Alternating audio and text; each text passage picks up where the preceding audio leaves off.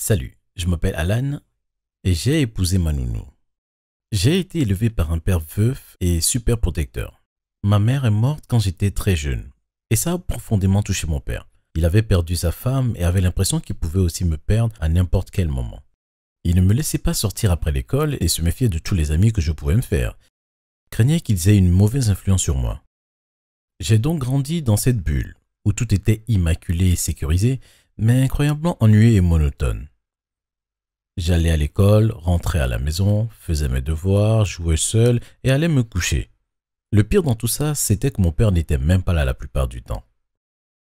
Vous voyez, mon père est propriétaire d'un magasin et a beaucoup de succès. Et il est un peu accro au travail.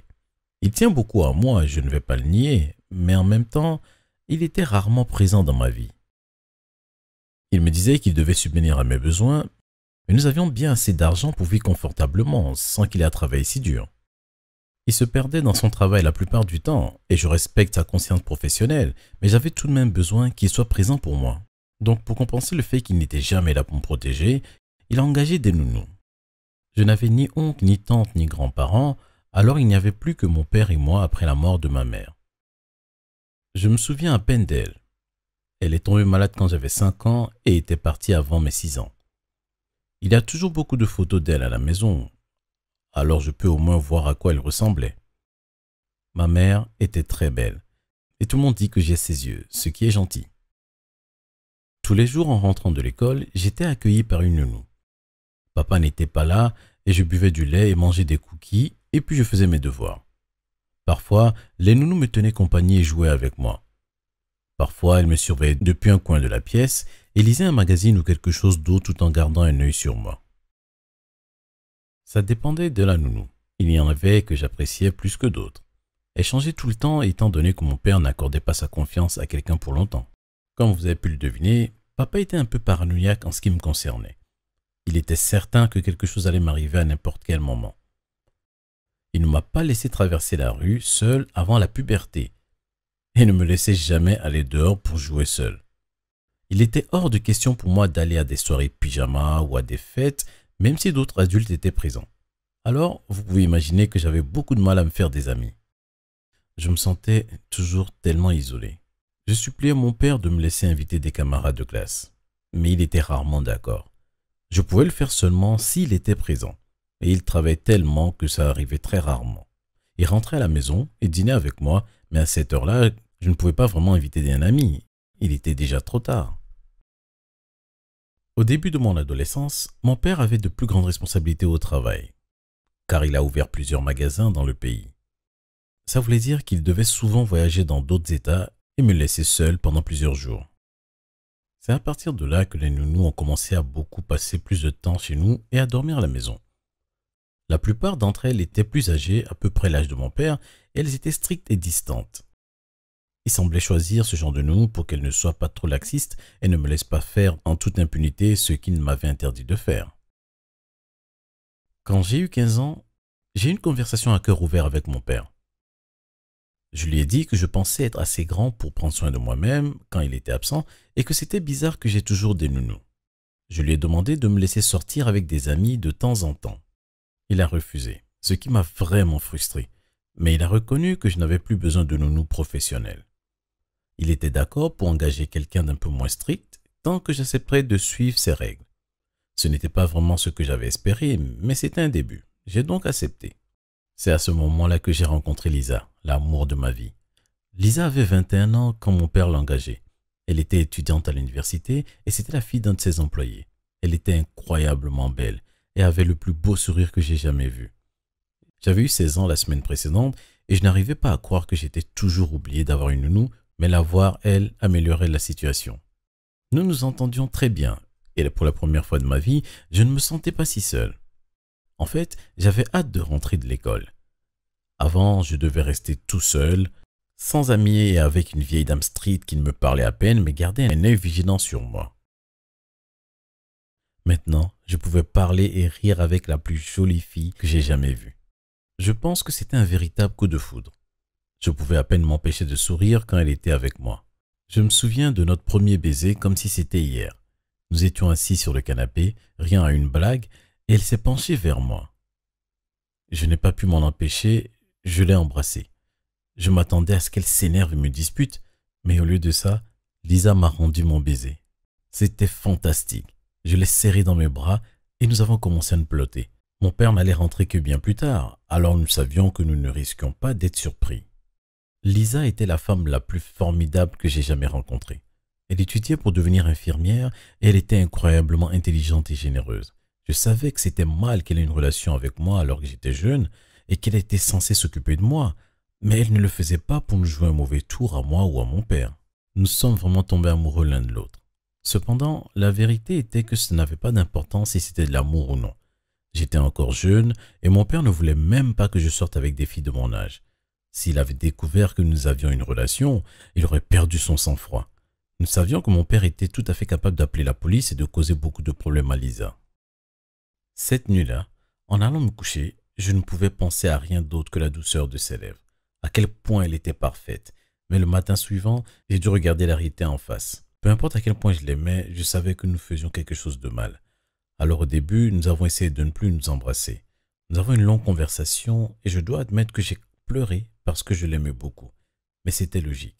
C'était mieux que nous restions bons amis. Pendant un moment, nous y arrivions.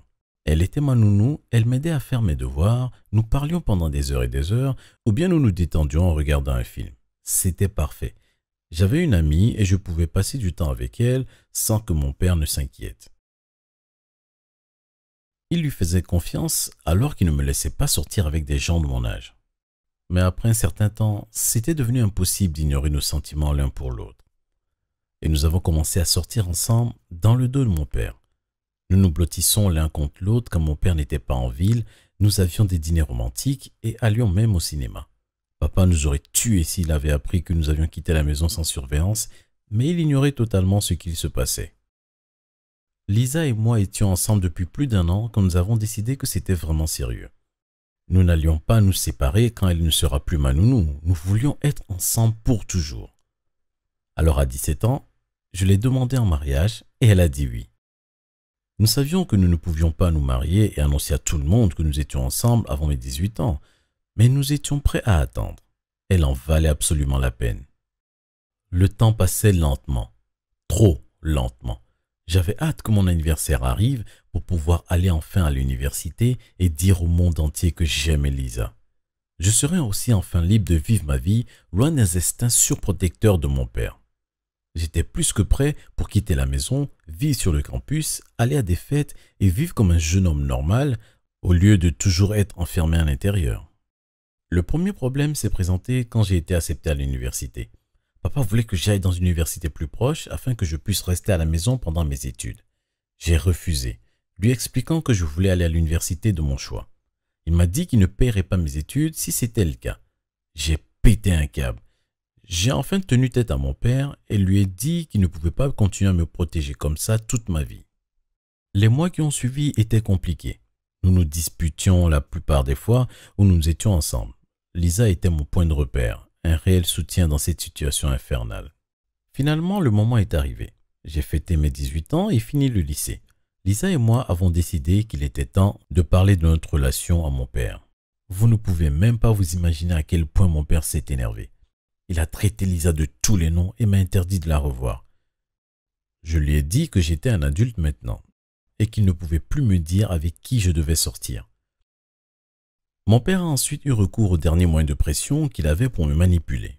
Il m'a dit qu'il me retirait de son testament et qu'il ne payerait pas un centime de mes frais universitaires ni ne m'aiderait financièrement. Papa m'a dit qu'il m'aimait, mais qu'il savait ce qui était le mieux pour moi et que je devais l'écouter. J'ai refusé de continuer de vivre sous son joug et j'ai quitté la maison le soir même. J'ai emménagé avec Lisa et trouvé un travail peu après.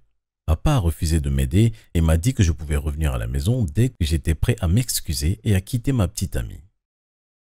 Lisa et moi nous sommes mariés peu de temps après et mon père n'est pas venu au mariage. Elle était enceinte de 4 mois quand nous nous sommes passés la bague au doigt et quand mon père l'a appris, il est devenu complètement fou. Mais comme j'étais un adulte, il ne pouvait rien y faire. Papa n'a pas encore rencontré son petit-fils et m'appelle seulement pour me demander si je suis prêt à revenir à la maison. Il affirme qu'il ne fera pas partie de ma vie si je ne divorce pas. Il est même prêt à reconnaître son petit-fils, mais pas avant que j'abandonne Lisa. Évidemment, ça va jamais arriver. J'ai une famille magnifique et mes beaux-parents sont géniaux. J'ai obtenu une bourse grâce à mes très bonnes notes et je prévois de bien subvenir aux besoins de Lisa et de notre bébé. Je sais que la façon dont a débuté notre relation n'était pas correcte, mais je ne changerai ça pour rien au monde. Merci d'avoir regardé cette vidéo. Avez-vous déjà eu une grosse dispute avec vos parents? Dites-le nous en commentaire. N'oubliez pas de vous abonner et jeter un œil aux autres vidéos de la chaîne. Salut, je m'appelle Marie et mon frère James a gâché le jour le plus important de ma vie. Je suis encore furieuse. Et c'est arrivé il y a des mois. Je suis enfin prête à en parler. Et je veux que tout le monde sache quelle horrible personne il est réellement. Grandir avec James était un vrai cauchemar. Je me doute que vous devez penser que j'en fais des tonnes, mais écoutez-moi. Ce n'est pas comme toutes les autres histoires de frères pénibles. Il était horrible avec moi. Il disait toujours des choses méchantes. Cassait mes jouets et faisait de terribles caprices. Il était énervant et méchant. Et tout devait tourner autour de lui. C'était comme si James n'était heureux que s'il était le centre d'attention tous les jours. Il détestait quand mes parents étaient fiers de moi, et dès que je faisais quelque chose de bien, il faisait encore plus l'idiot. Juste pour qu'il se concentre à nouveau sur lui. Il se moquait de recevoir de l'attention pour de bonnes ou de mauvaises raisons. Tant qu'il était la vedette. C'était incroyablement frustrant. Mais je pensais que mon frère avait des problèmes et j'ai essayé de l'aider. Il n'a fait que profiter de ma gentillesse et m'embêtait à chaque fois. Je croyais que j'étais obligée d'aimer mon frère. Alors je lui laissais toujours une chance, mais il finissait toujours par me décevoir. Il m'a fallu énormément de temps pour comprendre qu'il n'en valait pas du tout la peine. J'ai pleuré tellement de fois à cause des terribles choses qu'il me faisait jusqu'à ce que j'arrête d'essayer. C'était dur. Mais je savais que c'était la meilleure chose à faire. Mon père me répétait que c'était une mauvaise période à traverser et que ça finirait par lui passer. C'était aussi ce que je pensais au début, mais plus maintenant. C'est une horrible personne, et il ne changera jamais. Vivre avec lui était un véritable cauchemar. Et je n'ai jamais tenté d'inviter des amis à la maison. Je savais qu'ils trouveraient un moyen de faire de leur vie un enfer, le temps qu'ils seraient sous le même toit que lui. À l'école, il était suspendu la plupart du temps, et il avait de mauvaises notes dans presque tous ses cours. Il essayait toujours de tricher sur moi, et j'essayais de l'en empêcher parce que je ne voulais pas être punie pour quelque chose qu'il avait fait. James était un enfant à problème, et tout le monde à l'école le trouvait bizarre. Honnêtement, comme c'était mon frère, au début j'essayais d'empêcher les autres de le harceler. Mais à chaque fois, il finissait par me mettre dans une situation embarrassante. Alors j'ai totalement abandonné au bout d'un moment. Vous ne pouvez pas imaginer à quel point j'étais soulagée quand j'ai enfin décidé de quitter la maison pour aller à l'université. Ça signifiait que je serais très loin de mon horrible frère. C'était comme si je pouvais profiter de ma propre chambre pour la première fois de ma vie sans avoir à craindre que quelqu'un ait mis quelque chose de dégoûtant dans mon lit ou m'ait fait une horrible blague. J'étais très heureuse et honnêtement, il ne me manquait pas du tout. J'appelais souvent ma mère et mon père, mais je ne demandais jamais à parler à James. Heureusement. Il ne voulait pas non plus me parler apparemment. Alors nous nous ignorions simplement. Lors de ma première année à l'université, j'ai rencontré un garçon génial qui s'appelait Tom. Il était super et totalement à l'opposé de ce qu'était mon frère James. Il était attentionné, aimant et il n'a jamais rien fait qui puisse me blesser. J'étais étonnée qu'un garçon aussi génial puisse réellement tomber amoureux de moi et il me montrait que j'étais digne d'être aimée. La cruauté de mon frère avait eu un impact sur ma confiance en moi. Mais Tom m'a aidé à arranger ça. J'ai décroché un super travail après avoir eu mon diplôme et j'ai emménagé avec Tom. Nous étions si heureux ensemble. J'étais programmeuse en informatique dans la même compagnie que lui et nous semblions avoir une vie parfaite. Mes parents ont rencontré Tom plusieurs fois et ils l'adoraient. Il connaissait beaucoup de mes amis et d'autres membres de ma famille, mais pas mon frère. Il voulait le rencontrer pour voir si mon frère avait éventuellement changé. Je crois que Tom a remarqué que j'étais toujours triste à cause de tout ce qui s'était passé entre nous. Enfin, même s'il était aussi cruel, James était toujours mon frère, non? Un jour, Tom m'a demandé en mariage et évidemment, j'ai dit oui. Il était l'amour de ma vie et j'étais impatiente d'être sa femme. Et donc les préparatifs ont commencé. C'était beaucoup de travail et ma mère m'a beaucoup aidée. J'ai dû choisir le lieu, ma robe, les décorations, tout, y compris la liste des invités. C'est à ce moment que les choses se sont envenimées. Je devais décider qui j'allais inviter. Bien sûr, toute ma famille serait présente, tout comme celle de Tom. De nombreux amis proches aussi. Nous avons invité notre patron par politesse, mais nous savions qu'il ne viendrait pas. Quelques collègues étaient aussi invités et ils étaient très contents pour nous. Ils nous disaient que nous étions le couple le plus mignon qui soit. La grande question était, devrais-je inviter James? Tom m'a dit que c'était à moi de décider, et maman m'a dit qu'elle respecterait mon choix, quel qu'il soit. Honnêtement, c'était une décision difficile à prendre, et j'ai fini par décider qu'il valait mieux qu'il ne vienne pas du tout. Je savais qu'il y aurait des complications si je l'invitais parce qu'il finirait par faire quelque chose d'horrible. Le véritable problème était que je me sentais affreusement coupable. Même après tout ce qu'il m'avait fait subir par le passé, il était quand même mon frère. Et des frères et sœurs sont censés s'aimer, non? Ça allait être le jour le plus important de ma vie, et mon frère n'allait pas être présent. Ma mère semblait aussi contrariée, et ça me faisait de la peine. Maman était super, et elle avait toujours voulu que James devienne quelqu'un de bien.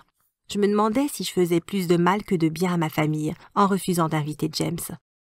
Alors que la date approchait, mon frère a d'une manière ou d'une autre découvert que je me mariais. Mes parents ne lui en avaient pas parlé, mais c'était peut-être un autre membre de la famille qui l'avait fait. Toujours est-il que James m'a appelé et m'a demandé s'il était invité. J'étais étonnée par sa question, et j'ai pensé que c'était un bon présage. Peut-être qu'il s'améliorerait après tout, et qu'il voulait vraiment se faire pardonner tout ce qu'il m'a fait au fil du temps.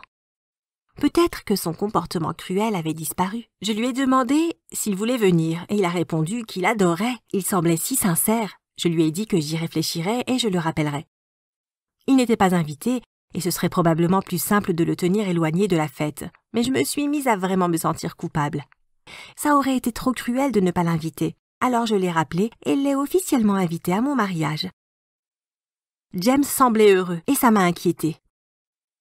Pouvait-il être en train de préparer un mauvais coup, ou peut-être avait-il réellement changé? Le grand jour est enfin arrivé. James semblait un peu fâché parce que je ne l'avais pas invité dès le début. Mais il semblait être passé à autre chose au moment de la fête. Tout était parfait. Ma robe de mariée était magnifique, ma coiffure était sublime, Tom était si beau. Maman pleurait de joie et la salle de réception était splendide. Tout se passait comme prévu, et j'étais incroyablement heureuse. Même James semblait bien s'amuser. C'était merveilleux. J'étais si soulagée et je me suis mise à penser qu'il pourrait peut-être faire partie de ma vie et être l'oncle des enfants que j'aurais avec Tom. Il a rencontré mon mari et était très aimable, mais je me suis rapidement rendu compte que ce n'était qu'une apparence. Juste après que nous ayons prononcé nos vœux, les gens se sont mis à crier. Je ne comprenais pas ce qui se passait, mais ensuite, j'ai vu. Mon frère avait renversé la table sur laquelle se trouvait le gâteau. Tout le monde l'a vu faire et lui criait dessus. Mais James est simplement parti en courant. J'étais tellement énervée. Comment pouvait-il être si méchant et arrogant? Tout devait tourner autour de lui. Même s'il devait pour cela gâcher le grand jour de sa sœur. Ma mère m'a serré très fort dans ses bras pendant que les traiteurs essayaient de régler le problème. Elle m'a dit qu'elle était désolée pour ce que mon frère avait fait. J'étais tellement énervée. Je lui ai dit que je n'aurais jamais dû l'inviter. Et elle a acquiescé. Au moins mes parents me soutenaient. J'ai cru que c'était fini, et je me suis faite à l'idée que le gâteau de mariage était irrécupérable. Mais je n'allais pas laisser mon frère gâcher le reste du mariage, alors nous avons poursuivi comme si rien ne s'était passé. J'étais loin de me douter que ce n'était que le début, et que les choses allaient empirer. Grandement empirer. Ce qui a suivi m'a fait me rendre compte que James avait tout prévu depuis le début. Il n'avait pas agi sur un coup de tête. Quelques minutes plus tard, mon frère est revenu. Mais personne ne l'a vu. Pourquoi? Eh bien, il avait mis son plan à exécution, et il s'est assuré que personne ne voit rien. Il a éteint les lumières de la salle de réception, et avant même que nous nous en rendions compte, plein d'animaux dégoûtants avaient envahi l'endroit. Il y avait des rats, des serpents, des grenouilles et toutes sortes de bêtes rampantes. Tout le monde avait peur et ouvrait les portes et les fenêtres pour s'échapper. C'est à ce moment qu'une odeur nauséabonde a empli l'endroit. James avait en fait libéré du gaz puant dans le système de ventilation et l'odeur dans toute la pièce était horrible. Toute la soirée était gâchée et tout l'argent que nous avions dépensé était perdu. Quelques invités ont même dû aller à l'hôpital parce qu'ils faisaient de légères crises d'angoisse. James savait très bien que notre tante Laura avait une phobie des serpents et elle a paniqué quand ils se sont mis à ramper partout sur le sol. Tout le monde a dû partir. Et la soirée était un désastre absolu. J'étais mortifiée et j'ai passé des semaines à m'excuser auprès de tout le monde pour les actions de mon frère. Tout le monde était très compréhensif et m'a dit que ce n'était pas de ma faute. J'aurais dû faire preuve de plus de jugeote et refuser de l'inviter comme je l'avais décidé initialement. Mon frère ne changera jamais et toute ma famille est furieuse contre lui. Maman et papa refusent de lui parler et je ne veux plus jamais entendre parler de lui. Il avait prévu toute cette mascarade bien en avance et je ne comprends même pas pourquoi. Je suis toujours incroyablement en colère, mais au moins ma lune de miel était parfaite. Tout s'est bien passé parce que mon frère n'était pas là. Tom m'a promis que pour notre premier anniversaire, nous ferions une nouvelle fête. Une magnifique fête de mariage, cette fois sans James. J'espère que mon frère n'essayera pas de venir et de gâcher ça aussi. Merci d'avoir regardé cette vidéo. Quelle est la chose la plus méchante qu'un membre de votre famille vous ait jamais faite? Dites-le nous dans les commentaires. Abonnez-vous et jetez un œil aux autres vidéos de la chaîne. Je sais que c'est probablement le rêve de toutes les filles de trouver le grand amour et de se marier avec un homme charmant et séduisant. Nous avons tous une idée de ce à quoi nous voulons que nos mariages ressemblent. Mais on penserait aussi à autre chose, non? Il y a sûrement plus dans la vie d'une fille que d'aspirer à se marier. Faux, bouquet, corsage, demoiselle d'honneur, gâteau, guirlande, tout ce à quoi je pouvais penser était le jour de mon mariage. J'étais obsédée. Tellement obsédée qu'à l'âge de 7 ans, j'avais déjà un album de mariage. J'y ai collé des photos de robes de mariée, de compositions florales et d'innombrables idées de tenues pour les demoiselles d'honneur. J'avais une dizaine de pages entières juste pour les gâteaux de mariage. En vieillissant, mon rêve a continué à grandir. J'avais toujours mon album, mais j'ai commencé à utiliser Pinterest à la place. J'ai passé des heures là-dessus. J'ai rassemblé davantage d'idées de mariage et je me suis fait des amies virtuelles qui étaient également obsédées par les mariages. Elles étaient beaucoup plus âgées que moi car je n'avais que 16 ans. 16 ans était un âge excitant car cela signifiait que je pourrais bientôt être légalement mariée, mais d'abord, je devais trouver quelqu'un d'assez convenable pour être mon mari. Je suis sortie avec plusieurs gars au lycée, mais rien n'a marché. Mon plus grand chagrin d'amour a été avec Harvey. Nous étions ensemble depuis 7 mois. Il avait la plupart des qualités que je recherchais. Il était intelligent, beau et ses parents étaient riches. Et surtout, il serait superbe dans un smoking. Mais un jour, alors que j'utilisais son ordinateur portable pour regarder d'autres compositions florales, j'ai découvert qu'il me trompait. Une fille nommée Anna lui envoyait des messages, le complimentait sur le fait qu'il embrassait très bien et qu'elle attendait avec impatience d'autres rendez-vous à l'avenir avec lui. Comment a-t-il pu me faire ça? J'avais perdu mon mari. Les mois suivants ont donc été assez déprimants pour moi. J'ai essayé de parler à des amis, mais ça n'a pas aidé. J'ai essayé de lire des livres sur la façon d'oublier un ex-petit ami, mais ça n'a pas aidé non plus. Un après-midi, j'ai essayé de faire du lèche-vitrine dans un magasin de mariage pour me remonter le moral. Je n'avais pas réalisé que cela s'ajouterait à mon chagrin d'amour. J'ai commencé à pleurer. Et en essayant de quitter le magasin, je suis tombée sur la femme la plus sinistre que j'ai jamais vue. « Qu'est-ce qui ne va pas, ma puce ?» m'a-t-elle souri. « Rien, je vais bien. » ai-je répondu. « Oh, Daisy, je peux dire que quelque chose ne va pas. De toute façon, ce garçon ne te méritait pas. Te tromper comme ça, quel crétin. »« Tu veux te joindre à moi pour une tasse de thé à côté ?» a-t-elle dit. Comment a-t-elle su mon nom? J'étais surprise qu'elle soit au courant de ma situation et un peu intriguée par son comportement. Je me suis dit que je n'avais plus rien à perdre et je l'ai suivie jusqu'à son petit salon de thé que je n'avais jamais remarqué auparavant. Nous nous sommes assises et un serveur nous a immédiatement servi. D'une certaine façon, il savait exactement ce que je voulais. « Qu'est-ce qui se passe? Comment a-t-il » ai-je haleté. « Eh bien, ma chère, certains d'entre nous sont juste extraordinaires. » Elle m'a fait un clin d'œil. « Quoi? Je n'avais pas de mots. »« Que dirais-tu si je pouvais te présenter à un groupe de personnes qui pourraient réaliser tous tes rêves? Je sais que tu es triste maintenant, mais ce changement pourrait vraiment améliorer ta vie. » a-t-elle dit. « Un groupe de personnes? Qu'est-ce que vous êtes tous? Des sorcières? » ai-je demandé. Elle s'est mise à rire à tel point qu'elle a failli renverser son verre. « Bien sûr que non, ma chère. Nous sommes juste des personnes extraordinaires qui sont capables de voir et de faire plus que, tu sais, des choses ordinaires.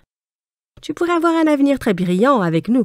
Nous ferons en sorte que tu aies toujours assez d'argent et que tu ne subisses jamais de difficultés dans la vie. Il te suffit d'être entièrement dévoué et nous nous occupons du reste. Tu auras assez d'argent pour faire ce qui te plaît et tu seras toujours à l'aise dans la vie, a-t-elle expliqué. Ça ressemble à une secte, ai-je dit. Ne l'appelle pas comme ça, utilisons simplement le mot organisation à la place. Pense-y, reviens demain après avoir pris la décision et je te présenterai à notre chef, a-t-elle dit. J'ai fini mon verre et je suis partie. Cette nuit-là, j'ai réfléchi très fort. J'avais déjà renoncé à trouver le grand amour, alors si je pouvais avoir tout le reste, pourquoi hésiter? Je me suis dit que je pouvais toujours partir si je n'étais pas heureuse ou si j'étais trop effrayée partout. Je me suis présentée au salon de thé le lendemain et l'étrange femme m'attendait déjà. Elle s'est assise à une table plus grande avec 2 hommes qui avaient l'air tous aussi étranges. « Salut Daisy, on t'attendait. » L'un d'eux a dit. « Salut » ai-je répondu. « As-tu pris une décision a demandé la femme. Oui, je suis de la partie, ai-je dit avec tellement d'enthousiasme que je me suis surprise moi-même. Super. Au fait, mon nom est Esme. C'est Robert, notre chef, a-t-elle dit en désignant l'homme qui était resté silencieux. Je suis très heureux d'apprendre l'intérêt que tu portes à notre organisation. Avant de pouvoir devenir un membre à part entière, tu dois être initié. S'il te plaît, suis-moi, a-t-il dit. Il nous a conduits à une porte qui menait à une immense pièce vide. Il y avait une scène à une extrémité. C'est ici qu'on se réunit et qu'on fait des rituels, a-t-il dit. Mes yeux ont failli sortir de ma tête. Est-ce qu'il vient de dire rituel? Dans quoi me suis-je fourré? Ne t'inquiète pas, nous ne te ferons pas faire de choses trop intenses au début, a-t-il dit. Il m'a expliqué certains détails que je ne peux pas révéler dans cette vidéo, puis j'ai signé un contrat qui stipulait en quelque sorte que je leur appartenais à partir de ce moment-là. Je devais faire tout ce qu'il disait, mais j'aurais toujours tout ce que je voulais et plus encore. Alors ça me convenait. J'ai assisté à toutes les réunions et à tous les rituels jusqu'à ce que je devienne un membre connu du groupe. J'étais encore en train de concilier cette vie avec l'école et la maison. Personne ne savait que je faisais partie de ce groupe, pas même ma meilleure amie. Quand je partais pour aller à des réunions, mes parents pensaient simplement que j'allais à l'entraînement de danse ou que je sortais avec des amis. Je me sentais très heureuse de faire partie d'un groupe auquel j'appartenais, même si nous nous livrions à des activités vraiment étranges. C'était la meilleure partie de ma vie jusqu'à ma dernière année de lycée, l'année où j'ai rencontré Richard. Richard est passé d'une école voisine à notre école parce qu'il a été expulsé. Il ne m'a jamais dit pourquoi, mais j'ai essayé de le voir tel qu'il était. Je ne pouvais pas l'imaginer faire quelque chose de mal du tout. Jamais. Il était bien élevé et poli. En fait, c'était le parfait gentleman. Nous nous sommes rencontrés lorsque mon professeur d'espagnol lui a demandé de s'asseoir à côté de moi. Je me suis sentie si à l'aise en lui parlant que nous avons échangé nos numéros et nous sommes parlé plus fréquemment jusqu'à être inséparables. Nous faisions presque tout ensemble. Nous étudions, regardions des films, lisions les mêmes livres et traînions ensemble presque tous les week-ends. Alors que nous nous rapprochions de plus en plus, j'ai commencé à me souvenir du rêve que j'avais toujours eu de me marier avec l'homme parfait et d'avoir un mariage parfait. Bien que nous soyons plus proches que jamais, je n'ai jamais pu lui parler de ma vie secrète dans la secte. Je ne voulais pas imaginer ce qu'il penserait de moi après ça, alors je l'ai toujours caché. Cela a duré 2 ans, après que nous ayons quitté le lycée. Nous travaillions tous les deux pour économiser de l'argent pour l'université. Et bien que nous vivions toujours chez nos parents, nous essayions de trouver un moyen de vivre ensemble.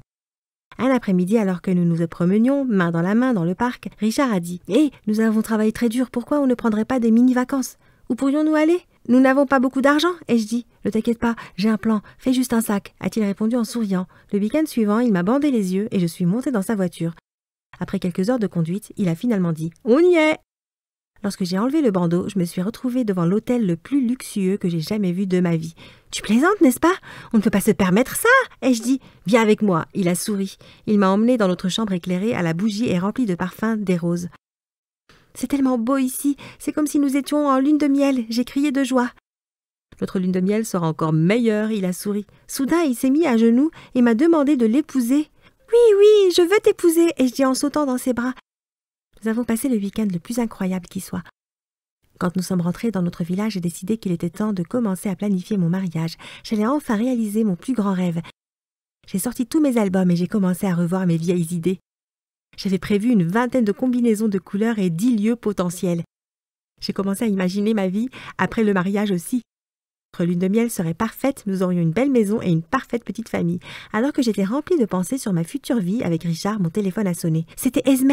J'ai soupiré et suis revenue à la réalité. « Je ne t'ai pas vu ce week-end. Qu'est-ce qui se passe ?» a-t-elle dit. « J'ai dû quitter la ville pour un moment. » ai-je répondu. « J'ai besoin que tu viennes à la salle de réunion cet après-midi. » a-t-elle dit avant de raccrocher. Je me suis assise remplie d'effroi. J'étais tellement prise dans mon bonheur que j'avais complètement oublié que je faisais partie de cette organisation. Maintenant que Richard m'avait demandé de l'épouser, j'allais enfin avoir ce que j'ai toujours voulu. Je n'avais plus besoin de faire partie de leur groupe. De plus, Richard n'approuverait jamais. Qu'est-ce que je lui dirais?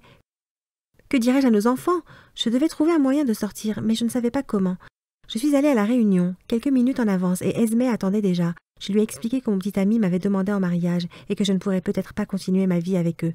Elle m'a regardé fixement pendant un moment, puis a dit « Une partie de notre accord est que tu n'es pas autorisée à partir. Jamais. Si tu pars, nous devons te faire du mal. Tu es déjà trop impliqué. Tu connais trop de nos secrets. » Après la réunion, je suis rentrée chez moi et j'ai décidé de continuer simplement comme je l'avais toujours fait, en cachant ma vie secrète à Richard et à tous ceux qui me connaissaient. Avance rapide jusqu'au jour de mon mariage. Tout se passait comme prévu. Nous avions décidé d'un mariage en plein air dans un magnifique jardin. J'étais magnifique dans ma robe de mariée et mon cortège était tout aussi fabuleux. Lorsque mon père m'a accompagnée à l'hôtel, j'ai failli pleurer. Parce que tout se passait exactement comme je l'avais imaginé quand j'étais enfant. J'ai regardé Richard qui était encore plus beau que d'habitude. Je voulais l'embrasser et le serrer dans mes bras avant même que nous ayons prononcé nos vœux. La cérémonie était idéale jusqu'à ce que le prêtre demande « Quelqu'un s'oppose-t-il à cette réunion ?» J'ai entendu une voix forte dans la foule. « Nous nous y opposons !» J'ai tourné la tête et j'ai réalisé que 10 des membres de ma secte étaient debout. Ils étaient tous habillés en noir. Esmé s'est approchée du podium et a pris le micro. « Daisy nous appartient et nous n'approuvons pas ce mariage. Nous avons déjà décidé qui sera son mari et ce n'est pas Richard, » a-t-elle dit. « Comment as-tu pu me faire ça? S'il te plaît, ne fais pas ça! »« Je t'aime !» Je l'ai supplié. Les yeux de Richard se sont remplis de larmes. « Comment as-tu pu me cacher quelque chose comme ça? Je t'ai fait confiance, » a-t-il dit. Je me sentais mal. Soudain, 5 flics sont arrivés en courant dans l'allée et ont attrapé Richard. « Vous êtes en état d'arrestation pour votre implication dans le récent braquage de la banque et vous faites l'objet d'une enquête pour une série de braquages qui ont eu lieu au cours des derniers mois, » a dit l'un des officiers. « Tout a un sens. C'est comme ça qu'il a eu tout cet argent. »« Richard !» ai-je crié. Même s'il m'a menti et qu'il était probablement un voleur, il était toujours l'amour de ma vie. J'ai eu mal au cœur. Esmé m'a regardé sans émotion. « Viens, allons-y. » Je n'ai pas eu d'autre choix que de suivre en laissant tous nos invités stupéfaits. Je suppose que c'est un mariage qu'ils n'oublieront jamais. Bonjour, je m'appelle Daisy, et vous vous souvenez peut-être de l'histoire de mon mariage de rêve qui a été gâché par mon sombre secret. Voici ce qui s'est passé ensuite. Après qu'Esmé et les autres membres de la secte aient ruiné mon mariage, ils m'ont conduit à plusieurs kilomètres de là, dans une petite maison isolée. Elle était entourée d'arbres, et il n'y avait pas d'autres personnes en vue. Là-bas, j'étais confinée dans une chambre sombre. On m'a dit que j'étais punie pour avoir essayé de me marier avec quelqu'un qui ne faisait pas partie de la secte. La petite pièce n'avait qu'une minuscule fenêtre par laquelle je regardais souvent en ressentant une extrême tristesse d'avoir gâché ma vie. Pourquoi les oiseaux pouvaient-ils voler joyeusement alors que je me noyais dans le chagrin? Je n'aurais jamais dû rejoindre cette secte. Si je ne l'avais pas fait, je serais en lune de miel avec Richard. S'il n'avait pas été arrêté, bien sûr. C'était trop compliqué. Je passais la plupart de mes journées à pleurer. Mon téléphone et d'autres appareils électroniques m'ont été retirés, si bien que je n'ai même pas pu contacter mes amis ou ma famille. Je n'avais même pas le droit de lire des livres. On me donnait de la nourriture 3 fois par jour, mais elle était généralement périmée ou insipide. Mais avant de continuer, aimez la vidéo et abonnez-vous à cette chaîne où vous ne mangerez plus jamais de plats délicieux. Après ce qui m'a semblé être des mois, on m'a finalement dit que je pouvais partir mais que je devais le faire par mes propres moyens. J'ai suivi le chemin jusqu'à ce que j'atteigne la route principale. De là, il était facile de rentrer à pied dans ma ville. Quand je suis arrivée, j'étais soulagée mais extrêmement fatiguée. D'abord, je suis rentrée chez moi. J'ai frappé à la porte et ma mère l'a ouverte. « Daisy, que fais-tu ici ?» a-t-elle demandé froidement. « Maman, ils m'ont emmenée et m'ont punie. J'ai été autorisée à partir. Laisse-moi entrer, s'il te plaît, » ai-je dit. « Je suis désolée, mais nous ne voulons plus rien avoir à faire avec toi. Tu nous as menti pendant trop longtemps et franchement, je ne te fais plus confiance, » a-t-elle dit en me claquant la porte au nez. Je ne pouvais pas le croire. Ma propre mère a refusé de m'accepter. Elle ne m'avait pas vue depuis des mois. Et je n'avais même pas l'air de lui manquer, pas du tout. Je suis allée chez Stéphanie, ma meilleure amie, en pensant qu'elle m'accueillerait peut-être. J'ai sonné à la porte et elle a ouvert la porte. « Daisy ?» a-t-elle dit. « Stéphanie, je suis soulagée de te voir. Après le mariage, ils m'ont emmenée et... » ai-je dit. Elle ne m'a même pas laissé finir. Écoute, je ne sais pas qui sont ces gens. Je ne sais même plus qui tu es, mais ce dont je suis certaine, c'est que je ne veux rien avoir à faire avec tout ça, a-t-elle dit. S'il te plaît, je n'ai nulle part où rester. Peux-tu s'il te plaît me laisser rester ici? Je l'ai supplié. Non, c'est trop risqué, a-t-elle dit avant de fermer la porte. Aucun de mes autres amis ou de ma famille ne m'a accepté. J'avais l'impression que personne ne se souciait de moi et que j'étais toute seule. Je ne savais pas où aller. Mon dernier recours a été de trouver Esmé et de lui demander si elle voulait bien m'accueillir. Elle était au salon de thé comme d'habitude. Je l'ai parcourue et j'ai expliqué ma situation. Elle a souri. « Eh bien, en fait, je savais que tu viendrais ici aujourd'hui. C'est un jour spécial car nous avons l'intention de te présenter l'homme que tu épouseras bientôt. Il s'appelle Benjamin.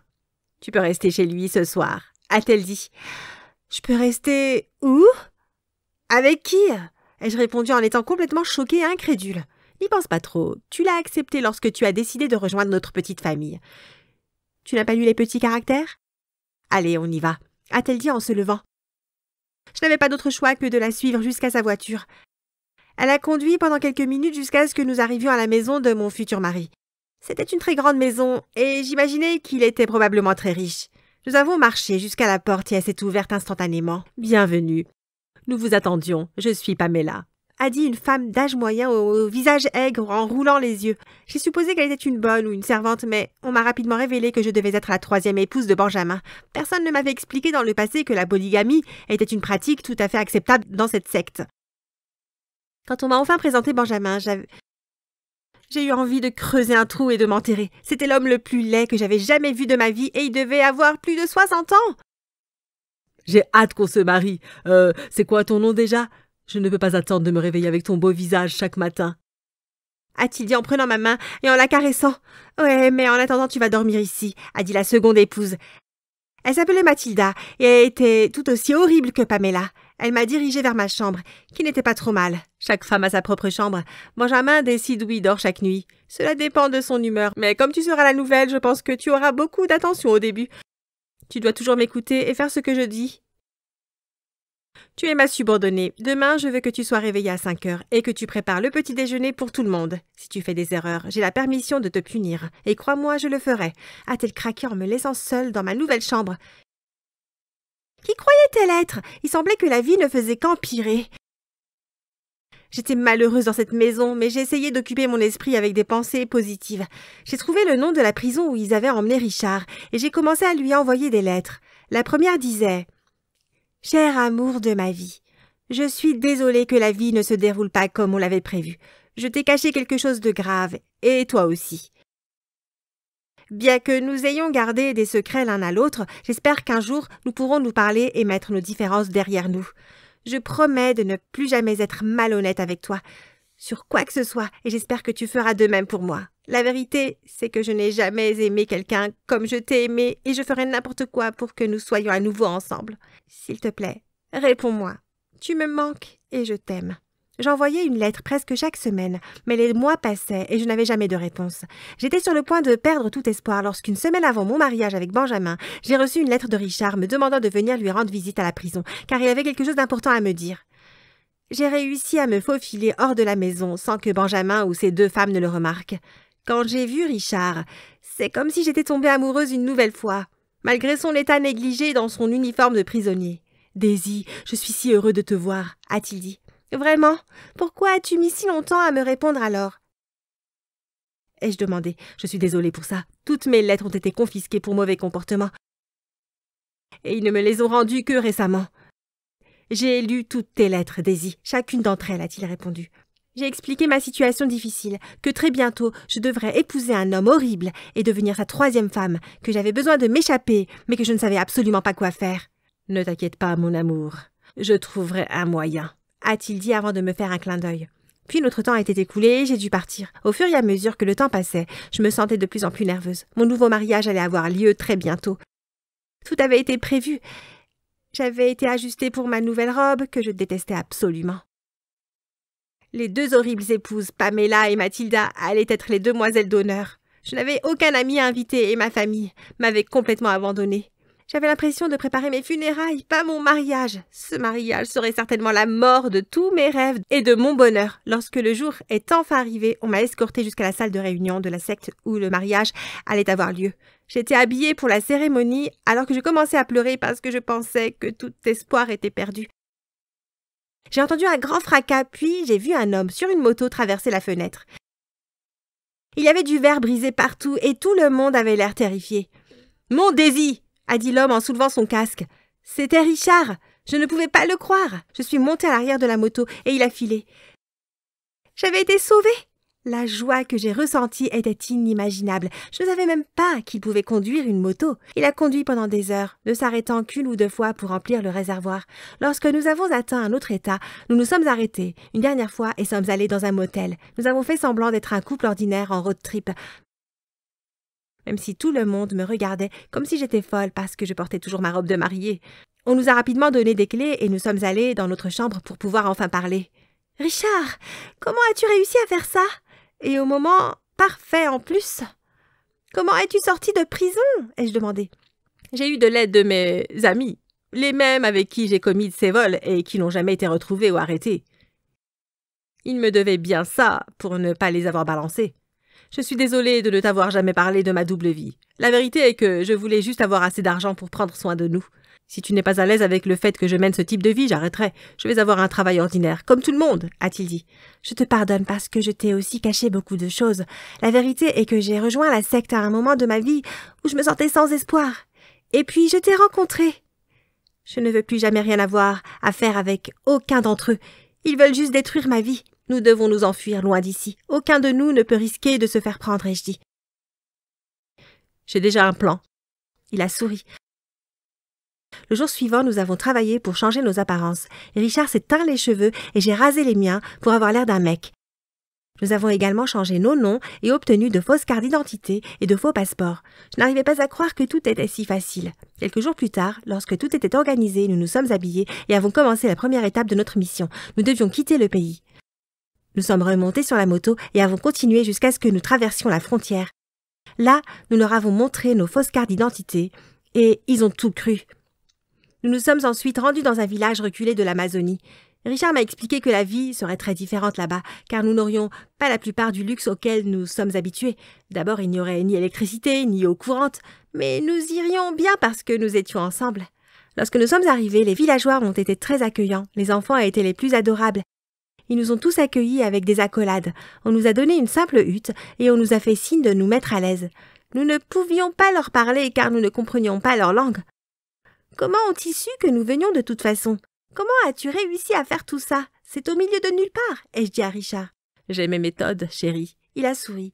Nous nous sommes bien installés dans notre nouvelle vie. Richard a appris à chasser et j'ai appris le métier des femmes du village. J'ai appris à cuisiner sans cuisinière et à prendre un bain dans une rivière. Après quelques mois d'adaptation à ce mode de vie paisible, Richard a eu l'idée la plus mignonne qui soit. « Salut Daisy », a-t-il dit. Pourquoi ne pas essayer d'avoir une autre cérémonie de mariage? J'ai rapidement accepté. Nous avons eu un mariage simple, près de la rivière. Les villageois ont chanté, dansé et célébré avec nous. J'ai alors compris que le mariage était davantage lié à l'amour que l'on ressent pour une personne et qu'il n'avait rien à voir avec tout le battage médiatique et le glamour. Il s'agit de votre lien avec l'amour de votre vie et ça ne devrait jamais être une simple performance pour le divertissement d'autres personnes. Après un long et ennuyeux trajet en voiture, j'ai fini de déballer mes affaires à la maison de plage et je suis descendue. La maison de plage était très confortable, décorée de coquillages et de photos à thème maritime. Des photos de ma famille étaient accrochées partout sur les murs, des photos de moi avec ma mère et ma sœur, des photos de nous individuellement et des photos de mon beau-père. Il n'y avait pas de photos de mon beau-père et moi, car Arthur et moi ne nous sommes jamais entendus. Ma sœur avait des dizaines de photos avec lui. Ils étaient copains comme cochons. Il y avait une photo en particulier que je détestais. C'était ma mère, mon beau-père et ma sœur Alice. Ils souriaient à la caméra et semblaient être une famille très heureuse. Je détestais ça parce que ça montrait que je n'étais pas quelqu'un d'important dans notre famille. Je suis allée dans la cuisine où ma mère était assise, passant en revue quelques prospectus et où ma sœur peignait. J'ai tout de suite reculé à cause de l'horrible odeur du diluant que ma sœur utilisait. L'odeur était accablante. « Maman, je sors en ville. Je reviendrai plus tard. » ai-je dit. J'ai attrapé mes clés sur le comptoir mais ma mère me les a arrachées des mains. Elle a fait un geste en direction de ma tenue et a dit « Tu ne vas pas sortir habillée comme ça, et en sentant plus fort qu'un putois. » Elle faisait toujours ça, alors j'ai juste levé les yeux au ciel. Nous nous sommes disputés dans la cuisine pendant que ma sœur peignait et que mon beau-père se faufilait derrière nous. Elle a compté sur ses doigts le nombre de choses qu'elle n'aimait pas. Mon parfum, mon short, ma façon de me coiffer et mon maquillage. « Ça te dérange que je porte du parfum? Mais tu ne te soucies pas de la puanteur du diluant de ma sœur » ai-je crié.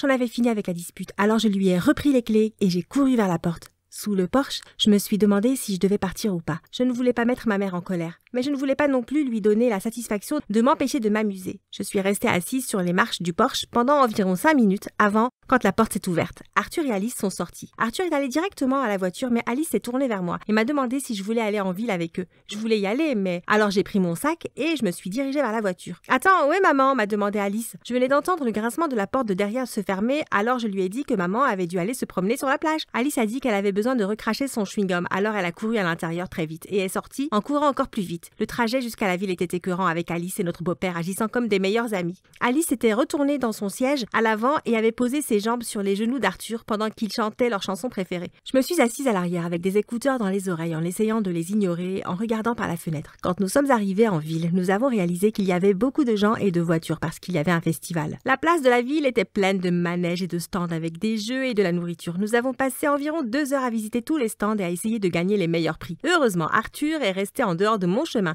et je suis restée en dehors du sien. Après avoir gagné le plus mignon des animaux en peluche, j'ai regardé mon téléphone. J'avais un message vocal de ma mère, ce qui était étrange car elle laissait habituellement 3 messages vocaux et 20 textos si je ne décrochais pas la première fois qu'elle appelait. Je l'ai écoutée. Elle s'est excusée pour la bagarre, a dit qu'elle était trop fatiguée pour une promenade et qu'elle ferait une sieste à la place. « Qu'est-ce que tu écoutais ?» m'a demandé Alice. « Rien, maman vient de m'envoyer un message vocal disant qu'elle était trop fatiguée pour une promenade et qu'elle voulait faire une sieste à la place. » J'ai répondu. Le visage d'Alice a perdu sa couleur et sa bouche est restée ouverte. Elle a chuchoté quelque chose à l'oreille d'Arthur quand elle pensait que je ne regardais pas et son visage a aussi changé et est devenu comme le sien. Alice avait l'air de réfléchir profondément et ses yeux se sont mis à pleurer pour une raison quelconque. Elle a remarqué que j'ai regardé et a dit « Je pense que toute cette nourriture me rend malade, nous devrions rentrer à la maison. » En retournant à la voiture, Arthur a essayé de poser sa main sur le bas du dos d'Alice pour la réconforter, mais elle s'est éloignée. En approchant de la maison, j'ai entendu Alice et Arthur se disputer pendant que j'écoutais ma musique, mais je n'ai pas réussi à comprendre ce qu'ils disaient. Je me suis assise vers eux, puis un nuage de cendres noires est apparu devant notre voiture.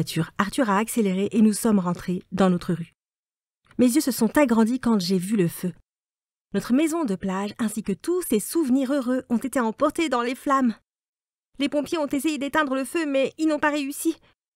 Je me suis souvenue de ma mère. J'ai couru frénétiquement autour des camions et des voitures de police essayant de la retrouver, mais ensuite j'ai regardé la maison. Elle voulait faire une sieste, donc elle était probablement dedans. J'ai poussé des cris perçants en me débattant contre un pompier qui m'empêchait de courir vers les flammes, puis on m'a escortée vers une ambulance, où l'on m'a fait asseoir et boire de l'eau, mais je pouvais encore sentir la chaleur qui irradiait de la maison sur mon visage. La première fois que j'ai quitté ma chambre, c'était une semaine après la mort de ma mère, une semaine après notre retour dans notre ville. Alice laissait des plateaux de nourriture sur ma table de nuit, mais je me sentais mal de la laisser faire, sachant qu'elle avait autant de peine que moi. Alors je me suis dit qu'il était temps d'essayer de revenir lentement à la normale. En marchant dans le hall de notre appartement et en direction de la cuisine, je devais m'arrêter tous les 2 pas, car les photos de ma mère sur les murs me faisaient l'effet d'un coup de poignard dans le cœur. Je suis entrée dans la cuisine et, à ma grande surprise, j'ai trouvé ma sœur en train de ricaner sur le comptoir alors qu'Arthur lui donnait des morceaux d'un très gros biscuit avec une inscription dessus. Alice m'a vu entrer et a immédiatement sauté du comptoir pour me serrer dans ses bras. « Qu'est-ce qui se passe? Comment se fait-il que tu sois si heureuse ?» ai-je demandé. Elle a remué ses doigts puis s'est tournée vers Arthur qui me regardait avec une expression vide. J'ai regardé le cookie qu'il mangeait et bien que la moitié des mots avaient disparu, je pouvais lire ce qu'il était censé dire. « On va se marier !» s'est exclamée Alice, pleurant de joie. Elle est ensuite retournée vers Arthur et lui a sauté dessus en l'embrassant. « Et puis quoi encore, Alice? C'est notre beau-père !» ai-je crié sur ma sœur. « Non seulement ça, mais c'est un porc! Il est si dégoûtant !»« Hé !» il m'a crié dessus. Ma sœur a commencé à m'expliquer qu'ils avaient développé des sentiments l'un pour l'autre depuis le début et qu'ils avaient commencé à s'apprécier lors de ce dîner que nous avons eu il y a des années, lorsque notre mère nous a présentés à lui. Je ne pouvais pas croire ce que j'entendais. Je me sentais nauséeuse et j'avais envie de pleurer à nouveau pour ma mère. C'est dégoûtant. Il profite juste de ton chagrin, ai-je crié à Alice. J'avais l'impression qu'elle trahissait la mémoire de ma mère. J'ai pris leur cookie sur le comptoir et je l'ai écrasé sur le sol. Ensuite, j'ai plaqué ma sœur au sol et je me suis assise sur son ventre l'empêchant de bouger. J'ai secoué ses épaules pour essayer de lui faire entendre raison. Elle a donné des coups de pied et a crié. Mais moi aussi. J'ai senti une traction par derrière. Arthur a arraché mon sweat à capuche et m'a plaqué au sol. « Lâche ta sœur !» Il m'a aboyé dessus en me coinçant les bras le long du corps, mais j'ai réussi à lui donner un coup de pied dans le ventre. Alors qu'il reculait de douleur, je me suis éloignée de lui et j'ai couru jusqu'à ma chambre. J'ai rapidement emballé toutes mes affaires dans un sac à dos et j'ai attendu près de ma porte jusqu'à ce que je n'entende plus ma sœur et Arthur. C'était la nuit et je pouvais dire qu'ils étaient allés se coucher. Alors je me suis glissée hors de ma chambre et j'ai quitté la maison, mais pas avant d'avoir pris de la nourriture dans le garde-manger et une photo de ma mère. Après quelques jours, je me suis installée dans une petite chambre dans un motel. J'aurais préféré littéralement n'importe quoi d'autre, mais c'était tout ce que je pouvais me permettre. Je travaillais de nuit dans un resto du coin pour pouvoir me payer à manger. Je voulais juste que ma mère revienne. Un jour, je dormais quand la sonnerie stridente d'un téléphone m'a réveillée. C'était ma sœur. « Andrea, tu es là ?» a-t-elle demandé. « Ouais, maintenant, qu'est-ce que tu veux ?» ai-je demandé en retour froidement. Je pouvais entendre sa voix trembler. Elle m'a dit qu'elle épousait Arthur dans 2 semaines, ce qui m'a fait l'effet d'un coup de poignard dans le dos. Ma mère est morte il y a à peine 6 mois et ma sœur se marie avec notre beau-père. C'était n'importe quoi à bien des égards. J'ai raccroché le téléphone quand elle m'a invitée, mais pas avant d'avoir obtenu l'adresse et l'heure de début de la réception. Je n'allais pas à la cérémonie, cette idée me donnait la nausée. Mais la réception? Je pourrais passer. J'ai commencé à prendre plus de services au restaurant parce que je ne pouvais pas me présenter au mariage de ma sœur en jogging. J'ai trouvé la robe parfaite dans une petite boutique. Elle était noire, bien sûr, et serait parfaite pour mon plan. J'ai observé de loin les invités qui ont envahi la salle. Ce n'était pas une surprise, mais personne de notre famille n'était là. Ils auraient été contre le mariage aussi. J'ai eu les larmes aux yeux quand j'ai vu ma sœur. Elle rayonnait dans sa robe blanche bouffante et avait un énorme sourire sur le visage. Elle a salué les invités comme une princesse, mais ensuite Arthur a mis son bras autour de sa taille. Et quand ils se sont embrassés, j'ai eu envie de crier. J'étais absolument dégoûtée. J'ai attendu que le dîner soit sur le point d'être servi pour entrer dans la salle. Dès que ma sœur m'a vue, elle a mis ses mains sur sa bouche en signe de surprise et a couru vers moi pour me serrer dans ses bras. « Je suis si contente que tu sois là », a-t-elle dit à travers les larmes. Elle a regardé ma robe, ce qui lui a fait froncer les sourcils. Certains d'entre nous sont encore en deuil, ai-je dit. Elle m'a fait asseoir à une table avec de parfaits inconnus pendant que les serveurs passaient pour placer la nourriture devant tout le monde. C'était le premier vrai repas que je prenais depuis longtemps, alors je me suis goinfrée, sans me soucier des regards que me lançaient les gens à ma table. L'heure de porter un toast est enfin arrivée. J'ai tapé mon verre de champagne avec mon couteau et je me suis levée. Les gens de toutes les tables se sont tournés vers moi et j'ai souri au froncement de sourcils d'Arthur. Eh bien, tout d'abord, je voudrais remercier tout le monde d'être présent pour ma petite sœur, pour son grand jour. Ai-je dit assez fort pour que tout le monde puisse entendre. Je voudrais aussi vous demander comment vous vous êtes senti quand vous avez reçu l'invitation. Avez-vous été ravi d'assister au mariage d'un beau-père avec sa belle-fille? Ai-je continué? J'ai entendu des halètements tout autour de moi et j'ai vu la bouche de ma sœur s'ouvrir. Je me suis lancée dans une diatribe sur le fait que ma mère venait de mourir et que ma sœur avait épousé son veuf. Ils ont regardé le couple avec dégoût. Des membres de la famille d'Arthur que nous n'avions jamais rencontrés se sont levés de leur siège et ont exigé qu'il explique ce qui se passait. Quand j'ai vu que la fête était un chaos et que la mariée pleurait, j'ai pris mon sac à dos et je suis partie. Il était tard dans la nuit quand j'ai quitté la fête et que je suis retournée à ma chambre de motel. J'ai ouvert la porte avec ma petite carte et avant d'avoir pu allumer les lumières, je me suis évanouie quand quelque chose a frappé l'arrière de ma tête avec force. Quand je me suis réveillée, j'ai frissonné et j'ai reconnu l'endroit immédiatement. J'étais dans le grenier partiellement carbonisé de la maison de plage de ma mère. J'étais attachée à une chaise et comme le toit avait brûlé, je pouvais voir une grande partie du ciel. Le soleil ne s'était pas encore levé mais il semblait sur le point de le faire. J'ai entendu des pas et ma sœur est montée suivie par Arthur. Elle avait des larmes qui coulaient sur son visage. « Tu as ruiné le plus beau jour de ma vie! Comment as-tu pu ?» Elle m'a crié dessus, mais je n'ai pas été impressionnée. « Tu as épousé notre beau-père juste après la mort de notre mère. Comment as-tu pu ?» ai-je répondu en criant. « C'est de ta faute si maman est morte. Elle n'était pas censée être là quand c'est arrivé. » Elle a révélé la vérité sur l'incendie. Arthur et moi avons renversé du diluant à peinture partout pour pouvoir mettre le feu à la maison et nous enfuir avec l'argent de l'assurance, a-t-elle sangloté. Tout a commencé à se mettre en place dans mon esprit. Arthur a toujours aimé ma sœur parce qu'ils étaient ensemble. Je leur ai dit que maman était partie se promener et qu'à son retour, la maison aurait déjà été en feu. Mais elle était fatiguée parce qu'on s'est disputé, alors elle a fait une sieste à la place. C'était ma faute! J'aurais dû vérifier mon téléphone plus tôt, ai-je réalisé alors que des larmes commençaient à couler sur mon visage. Arthur a attrapé la main d'Alice et a commencé à la tirer vers l'échelle pour partir. J'ai commencé à donner des coups de pied et à crier pour qu'il me détache. Arthur s'est approché de moi et aussi près de mon visage qu'il le pouvait. Il a dit... C'est le moins que tu mérites, sale gosse. Quand j'ai entendu leur voiture s'éloigner, j'ai arrêté de crier. J'ai commencé à remuer mes bras, mes jambes et mon torse jusqu'à ce que les cordes commencent à se détendre. J'ai pu me détacher, mais toutes mes affaires avaient disparu. J'étais à des heures de la ville, je ne savais pas où aller. J'ai couru jusqu'à la plage où le soleil commençait à se lever, mais je me suis trouvée si faible que je me suis effondrée en pleurant. Ma mère était partie. Et maintenant ma sœur aussi. J'aurais pu éviter ça, tout ça, si seulement j'avais décroché le téléphone.